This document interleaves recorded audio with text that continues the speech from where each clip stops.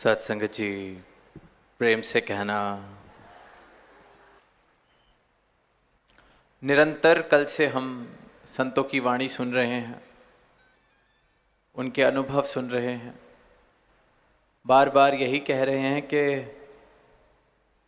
यहाँ किसी का भी धर्म परिवर्तन नहीं, भावना की बदलाव की बात की जाती है।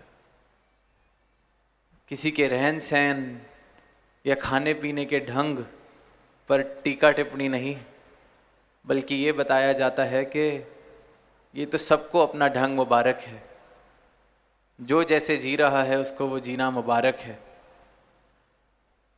हम ऐसी नज़र को प्राप्त करें, ऐसी दृष्टि को प्राप्त करें सद्गुरु के ज्ञान से कि हम सबके अंदर इस परमात्मा के दर्शन कर सकें,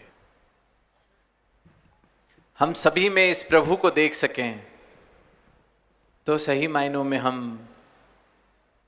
धार्मिक कहलाए जाएंगे, सही मायनों में हम निर्वाण के, मुक्ति की राह पर, भक्ति की राह पर चलते हुए खुद को कह पाएंगे। क्योंकि ऊपरी फर्क देखकर भेदभाव कर लेना तो बहुत आसान है, इंसान की फितरत है। जो मुझे अपने जैसा दिखता है उसे मैं अपना मान लेता हूँ, जो मेरी भाषा बोलता है उसे मैं अपना करीबी मान लेता हूँ, जो मेरे जैसा खाता पीता है उसे मैं अपना मान लेता हूँ। क्योंकि मैं अपनी पहचान इन चीज़ों के साथ करता हूँ। कोई मुझसे पूछे कि मैं कौन हूँ, तो मेरी पहचान भी अपने शरीर के साथ जुड़ी है कि मैं फलां प्रदेश का रहने वाला हूँ, मैं इस जाति का हूँ, मैं उस कुल का हूँ, मैं इस संस्कृति का हूँ। मेरी सारी पहचान, अपने बारे में मैं जो जानता हूँ, सब कुछ इस शरीर के साथ जोड़ा हुआ है मैंने। और फिर इसीलिए इसी के हिसाब से अपना पराया मैं बना लेता हूँ। जो मेरी पहचान से मेल जोल खाते हैं वो मेरे अपने, और जो इस पहचान से मेल नहीं खाते उनके साथ एक दूरी बनती चली जाती है। और कई बार तो दूरी इतनी बड़ी कि नफरत का रूप भी ले लेती है। और वह नफरत का रूप भी हम देखते हैं किस प्रकार इंसान का ही दुश्मन बन बैठता है, हैवानियत के प्रमाण देता है। पर फिर वहीं सद्गुरु अपने ज्ञान से मेरे जीवन को रोशन करते हैं और मुझे ये बताते हैं कि मैं ये शरीर नहीं हूं। जैसे हम सब अपने अपने मकान में रहते हैं, किसी का बड़ा मकान है, किसी का छोटा मकान है, किसी का पक्का मकान है, किसी का कच्चा मकान है, किसी का मकान शहर में है, किसी का मकान गांव में है। अब हम सब अपनी पहचान अगर अपने मकान के हिसाब से ही करने लग जाएं कि मैं अगर पक्के मकान में रहता हूं तो सिर्फ पक्के मकान वालों से ही मेरा उठना बैठना, जान पहचान,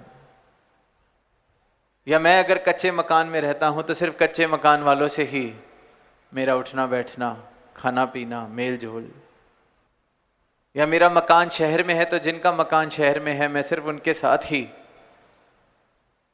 बोलचाल रखूंगा। क्योंकि अपनी पहचान अगर मकान से बना ली तो मकान मुझसे भी बड़ा हो गया। अपनी पहचान का मुझे खुद ही अंदाज़ा नहीं है, इस मकान को ही अपनी पहचान अगर मैं बना लूँगा तो फिर इसी प्रकार के फ़र्क करूँगा, दीवारें खड़ी करूँगा। और यही गलती इंसान करता जा रहा है, खुद को ये शरीर मान बैठा है, ये भी एक तरह का मकान है जिसमें मेरा मूल रूप, असल रूप सफ़र कर रहा है, जिसे हम आत्मा कहते हैं। तो सद्गुरु अपने ज्ञान से मुझे यही बताते हैं कि तू ये शरीर नहीं है, ये स्थूल सत्ता, ये शरीर, ये अस्तित्व तेरा नहीं है। तेरा अस्तित्व तो ये सूक्ष्म आत्मा, जो इस परमात्मा का अंश है, या हम मकान से अलग हैं। मकान में रहने वाला और मकान दोनों अलग चीज़ें हैं। इसी प्रकार इस शरीर में जो हम बस रहे हैं वो शरीर से अलग है। यह आत्मा इस परमात्मा का अंश है और ये सब में बराबर बस रही है, सब के अंदर एक एक मानव में बराबर बस रही है। इस बात से नहीं फर्क पड़ता कि शरीर काला है या गोरा है, नर का है या नारी का है। शरीर की पहचान किसी कुल से है या किसी जाति से है, ये सब तो इस शरीर की पहचानें हैं, इंसान ने खुद बनाई हैं। पर परमात्मा ने तो शुद्ध रूप से सबको एक बनाया है। और यही नज़र सद्गुरु के ब्रह्म ज्ञान से हमें प्राप्त होती है। फिर फर्क पता चल जाता है कि ये शरीर तो एक मकान जैसी एक वस्तु मुझे मिली है, रहने वाला कोई और, रहने वाला ये परमात्मा स्वयं। और परमात्मा के बारे में हम सब ने ही पढ़ा है, बिन पग चले सुने बिन काना। सत्संग में निरंतर सुनते हैं, वेदों में शास्त्रों में अनेक अनेक तरह से ये लिखा है, बिन पग चले सुने बिन काना, कर बिन कर्म करे विधि नाना। कि ये परमात्मा ये स्थूल सत्ता नहीं है, सर्वव्यापी है, सर्वशक्तिमान है। इसके अंदर ही सब कुछ बस रहा है, निरंकार है, इसका कोई आकार नहीं है। ये जो सांसें भी हम ले रहे हैं ये इसकी कृपा से ले रहे हैं, इसने दी है तो हम ले रहे हैं। तो जब ऐसी सत्ता का मैं अंश हूं तो मैं फिर कैसे ये शरीर हो सकता हूं, मैं फिर कैसे ये स्थूल अस्तित्व हो सकता हूं। जब मुझे पैदा करने वाला, जन्म देने वाला जो मुझ में बस रहा है, जो मैं हूं, जब उसका ही कोई हाथ नहीं, पाँव नहीं, आकार नहीं, तो फिर अपनी पहचान को, अपने अस्तित्व को मैंने कैसे ये शरीर समझ लिया। ये भूल या अज्ञानता इंसान करता चला आता है और इसी अज्ञानता को ख़त्म सद्गुरु का ज्ञान करता है, सद्गुरु की रोशनी करती है। सद्गुरु मेरे जीवन में आते हैं तो अंधकार से प्रकाश की ओर मेरे जीवन की यात्रा होती है। फिर जीवन में अपनी पहचान होने के बाद सारे फर्क मिट जाते हैं, सारी दूरियां खत्म हो जाती हैं। फिर सही मायनों में प्रेम का जन्म होता है, जो हम बार बार जिक्र सुन रहे हैं 2 दिनों से। प्रेम, प्यार, सबसे प्रेम कर सके, जिंदगी में प्यार हो। हर एक संत ने, हर एक भक्त ने, हर एक पीर ने, हर एक पैगंबर ने प्रेम का ही पाठ पढ़ाया। पर जो पाठ पढ़ाया गया उसका आधार ये सत्य, ये ब्रह्म ज्ञान। सिर्फ प्रेम की बात करने से बात नहीं बनती। प्रेम जीवन में आता ही तब है जब अपनी पहचान होती है, क्योंकि जब तक अपनी पहचान ना हुई तब तक तो लड़ाई झगड़े हैं। जब तक खुद को ये शरीर मान रहा हूं, शरीर के साथ जुड़ी हुई हस्ती मान रहा हूं, तो फिर वैर, विरोध, नफरत। क्योंकि खुद को अगर ये शरीर माना तो फिर किसी और की तरक्की होती है तो दिल दुखता है, क्योंकि उसको भी शरीर माना हुआ है, खुद को भी शरीर माना हुआ है। खुद को शरीर माना, उससे जुड़ी हुई हस्ती माना, तो फिर जात पात के फर्क दिखते हैं, फिर खाने पीने के फर्क दिखते हैं। प्रेम कैसे आएगा जब किसी को मैं देखूं और उसकी कमियां मुझे दिखाई दें? प्रेम कैसे आएगा अगर किसी को मैं देखूं और मुझे ये दिखाई दे कि देखो मुझसे ये कैसे अलग है?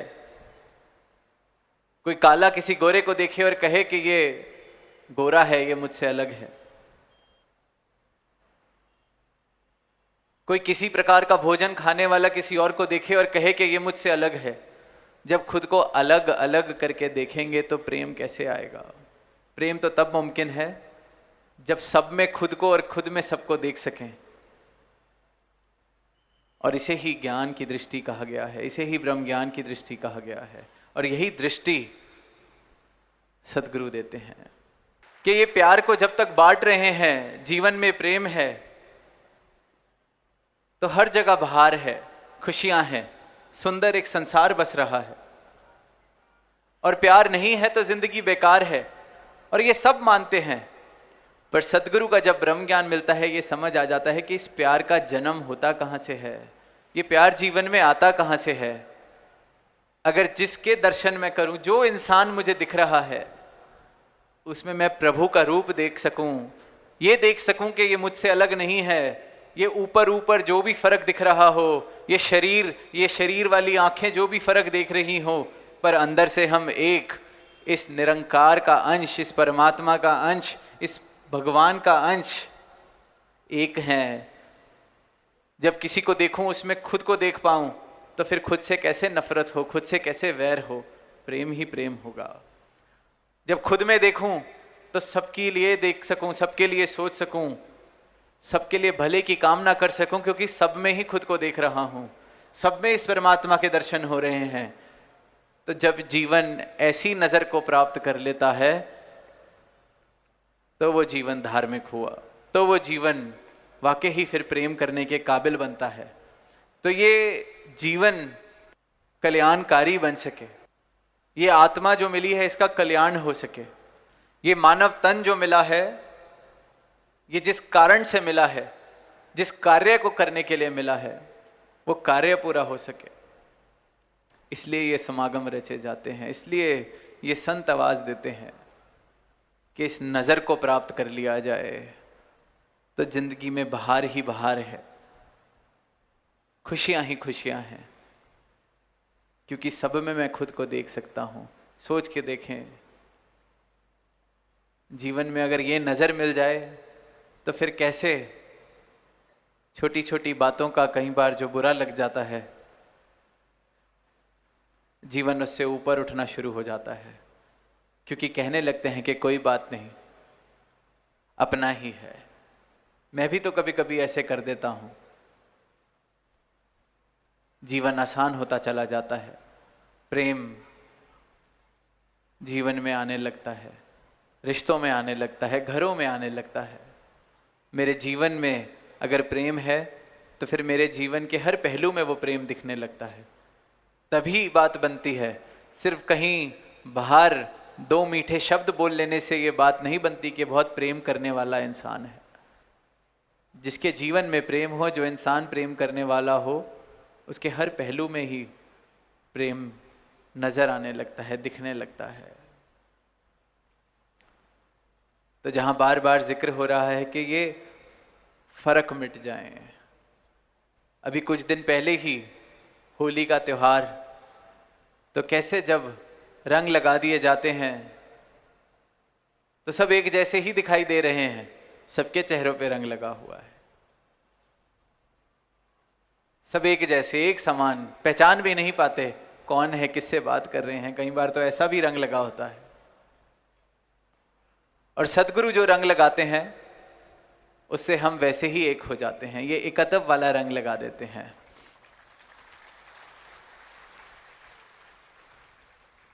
ये सबको बता देते हैं कि तुम परमात्मा का अंश हो, खुद परमात्मा हो। ये सामने वाला जो इंसान चल रहा है ये भी परमात्मा का अंश है। एक एक मानव खुद परमात्मा की बनाई हुई मूर्त है। तो सबको सजदा करो, सबकी सेवा करो, एक सुंदर संसार बसता चला जाएगा, जीवन में आनंद आता चला जाएगा। और यही कि सभी एक सुंदर जीवन जी सके, एक प्रेम वाला जीवन जी सके, एक भक्ति वाला जीवन जी सकें। जीवन में सभी को ये मौका मिला है, अगर मानव शरीर में है, कि इस परमात्मा के दर्शन कर सकते हैं, इस परमात्मा को प्राप्त कर सकते हैं, अपनी पहचान, सही पहचान। ये फर्क जीवन में पता चल सकता है कि जैसे मकान और मकान में रहने वाला, मैं अपने मकान से जैसे अलग हूँ, उसी प्रकार जो मेरा मूल रूप है, जो मेरी सच्चाई है, जो मेरी पहचान है, वो इस शरीर से अलग है। इस शरीर में सिर्फ और सिर्फ वास कर रही है। तो इस पहचान को प्राप्त कर लिया जाए, जीवन का कल्याण कर लिया जाए। सही मायनों में इंसान है तो इंसान बन सकें। ऐसी अरदास प्रभु से, ऐसी अरदास दातार से, जहाँ जहाँ भी हम अपने घर की तरफ जाएंगे, अपने घरों में इस ज्ञान की गंगा को लेके जाना है, अपने घरों में ये भक्ति वाले भावों को लेके जाना है, अपने घरों में ये प्रेम वाले भावों को लेके जाना है। ये सत्संग, ये समागम हमारे घर में हमारे साथ पहुँचे, हमारे जीवन में हमारे साथ चले, तो ये समागम भी मुबारक है, यहाँ आना भी मुबारक है, तो खुद को सेवा में लगाना भी मुबारक है।